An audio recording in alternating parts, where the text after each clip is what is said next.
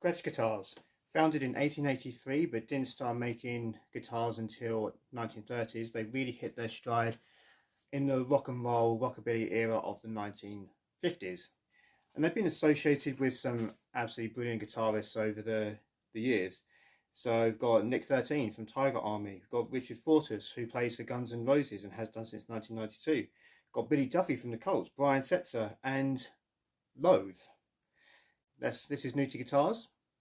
Welcome back to the channel, and let's have a chat about the new Gretsch Baritone models that were released a couple of days ago. So Gretsch are no stranger to baritone guitars. They've had the Jet, which is their single cut model, as a standard kind of 24.75 scale length, but also they do that up to a 30, I think, in some instances. I'll correct it up here if I'm misinforming you. On Wednesday the 13th of May, they dropped two new baritone models, the Jet and a CVT. Now what's interesting about this is they got metal band Loathe to play it for them, which is a far cry from like the normal sort of rock and country artists that they're usually associated with. But here's why I think they did it. Recently, metal bands have been downtuning more and more, whether it's on a 7-string, an 8-string, in some cases 9, or having a baritone 6-string. Now for that, you're not necessarily limited, but you normally associate that kind of thing with ESP. The Squier Bass 6, Fender used to do one as well. You've got your Spira do one in like a Jazzmaster kind of shape. And that's really the guitar that Loathe are known for, as far as I'm aware.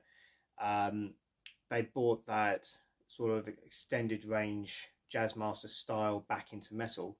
So I think that what Gretsch have done is they're trying to get in on that and make people aware of the brands who normally just associate them with kind of like the Falcon, which famously John Frusciante played in the Californication video, and that kind of style of guitar, and make people realize that it's not just for that genre of music, that they're actually a lot more versatile than what they actually seemingly are.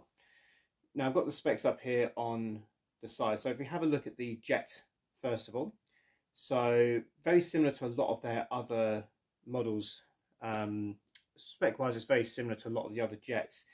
We've got mahogany body, maple top, 29.7 inch scale length, so that's a pretty hefty guitar, almost into bass territory there. 12 inch radius rosewood fingerboard. You've got a new bone nuts, which actually is quite good. The older Jet models I think just had plastic nuts, but what's pretty cool about this is that you have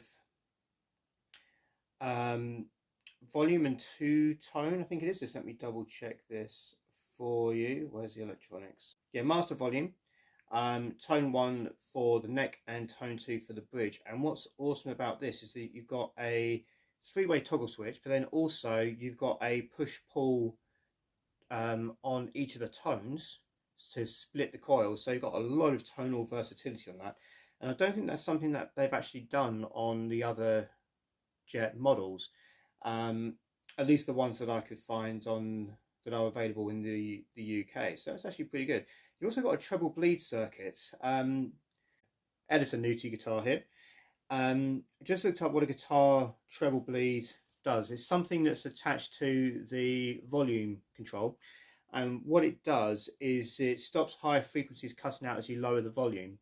So if you're playing at lower volumes and you're kind of riding that quite a lot, sometimes the tone can become a little bit muddy. Or if you want to not have the guitar quite so high on, so you won't have it on max volume, have it on maybe 7 and 8, and then you're doing other stuff with pedals, it just helps keep those frequencies clear without it kind of muddying that sound.